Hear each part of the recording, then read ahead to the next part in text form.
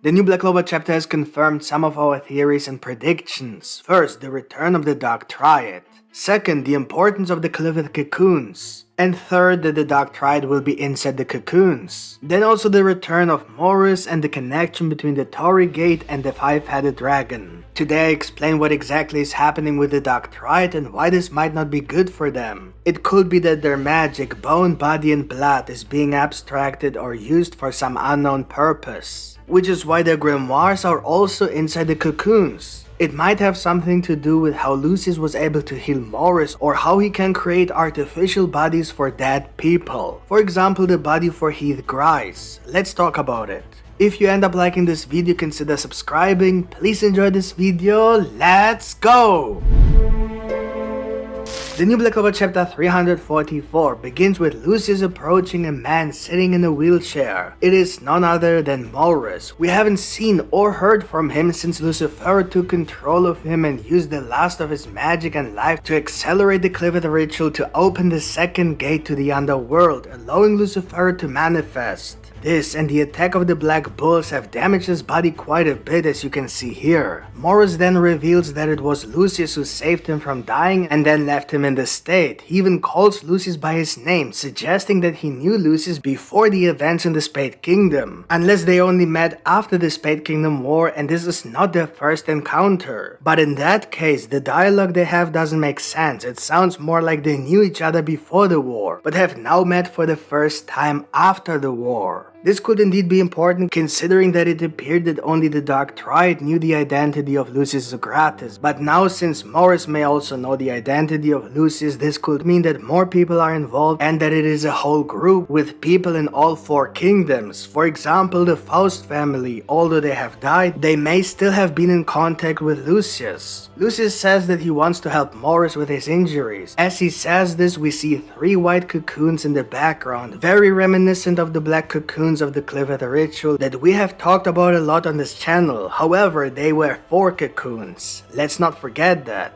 We then see what is inside the cocoons, which finally confirms our theory that it is the Dark Triad. And no, it doesn't look like their bodies are being reconstructed, as was the case with the artificial bodies of the elves. But their bodies are either being healed or used. Vanica is all black, Megicula put her in that state. Then we have Dante, whose magic has completely destroyed him. And of course Zenon, who was cut to pieces by Juno. And that's very interesting, because that means there's a big difference between what happens with Moris or the Paladins and what happens with the Dark Triad. Which should be obvious anyway, why else are the cocoons necessary at all? What I mean by that is that Lucius was able to bring Heath Grice back from the dead. If not every dead character has such a cocoon, it means that Lucius can bring the dead back in a different way. And the cocoons are not there to resurrect someone, respectively create them in new bodies, so it has a different purpose. Healing can't be the reason either, because we have clearly seen that Lucius could heal Moris with just 1 finger. He can even give him back his sight, and that has nothing to do with healing, but goes far beyond that. Moris was born without the ability to see, so it is his biological defect, and yet Lucius was able to heal him without any problems, which indicates that his healing magic goes far beyond that of a normal healing mage, possibly even far beyond that of Mimosa.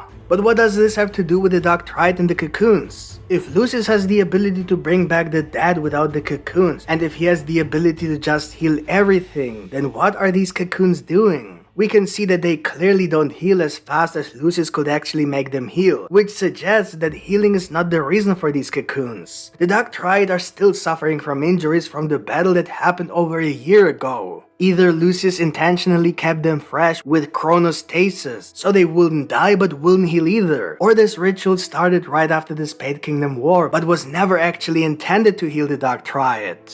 But here it must be said that Lucius was not finished with his plan in the Clover Kingdom until recently, especially with Lucifer's Devil Heart. It was only recently that he decided to reveal his identity to everyone. So that could well be the reason for the delay in the ritual with the Dark Triad and why Moris has only now been healed. Also, what is happening with the Dark Triad probably has nothing to do with the normal Paladin transformation, because we have seen that Lucius can turn a human into a Paladin in a very short time. And of course it can't be anything that makes them stronger than he is, unless he can then control them. But then I don't understand why he isn't part of this ritual himself, if it could make the body so much stronger, especially since there is also a fourth cocoon. It is also very likely that it has nothing to do with their former devils, because Beelzebub's purified soul was already put into Sister Lily, and Lucifero's magic was abstracted and consumed by Lucius, giving him gravity magic. And I believe that if Asia were to come back from the dead, Lucius would be evil enough to put Megicula's purified devil soul into her, to simply traumatize Noel Silva. When looking at all the things that cannot be the case, I just wonder if what is happening to the Dark Triad is even good for them. And then I noticed that their grimoires are also in the cocoons. Now think about it, why would they need the grimoires to heal or get stronger or anything like that? That doesn't make any sense. Every time something like that has happened, usually the magic itself is the main purpose of such a ritual. It's usually not for the benefit of the person who is part of the ritual, but the opposite is the case, the person is just being used.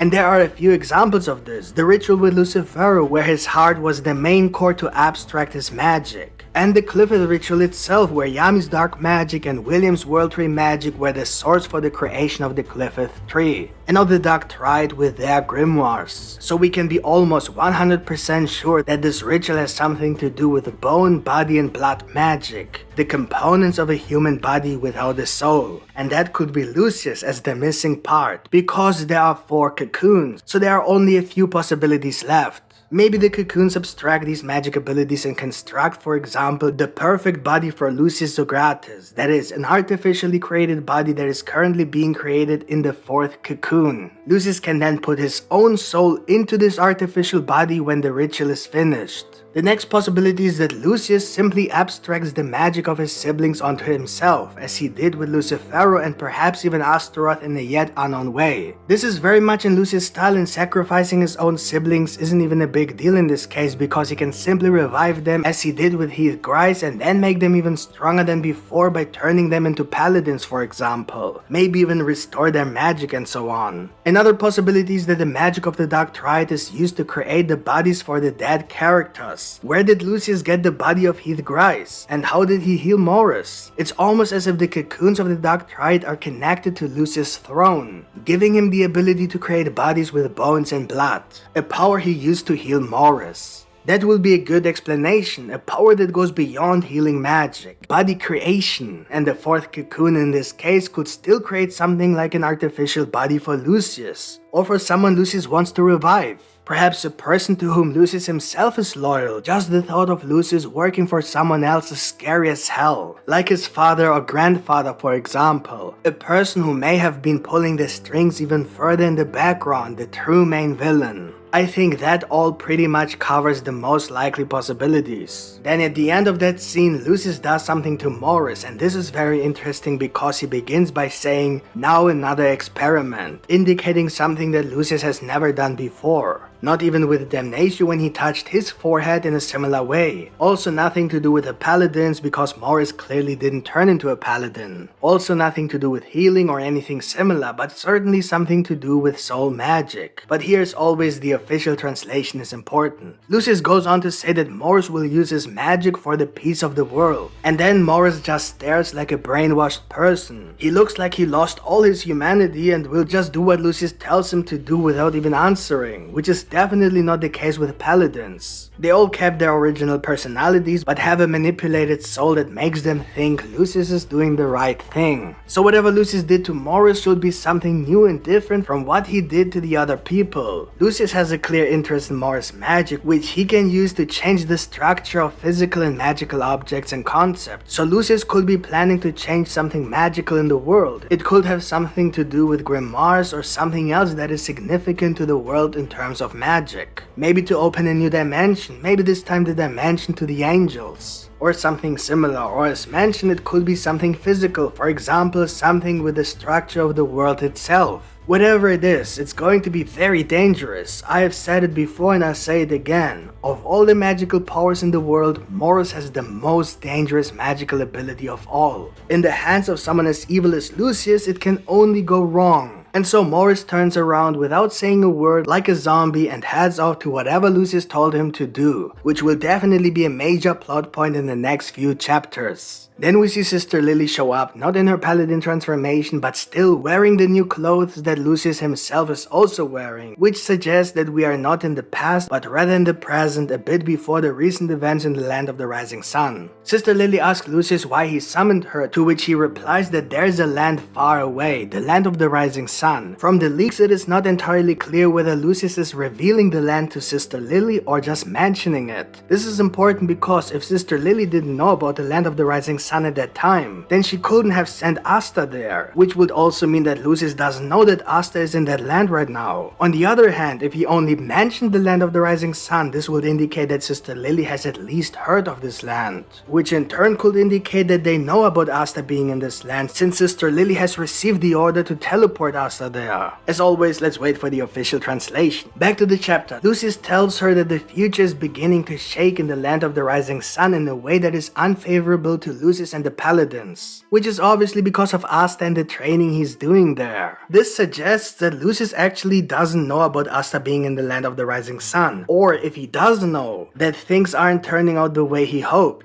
In general, it can be pretty much confirmed that something is going on that we don't know about yet. Something that connects Ryu to Lucius, Yami in between, Asta in between, something that connects Asta and Yami, Astaroth with Ryu and Lucius, and so on. This chapter clearly proves this mysterious connection. When Sister Lily arrives in the land of the rising sun, she is surprised that there are no signs of people. It seems to be an empty city, which is very strange again, but shouldn't surprise us by now. Everyone should have realized that there's something mysterious going on in the land of the rising sun, something that could even be based on an illusion. When the paladin reached the Torii Gate, they quickly recognized it and destroyed it, freeing the five-headed dragon from the legend, confirming our prediction that the Torii Gate is connected to either the goddess or the dragon, because it's the entry to a spiritual world. By destroying the gate, you interfere with the spirit.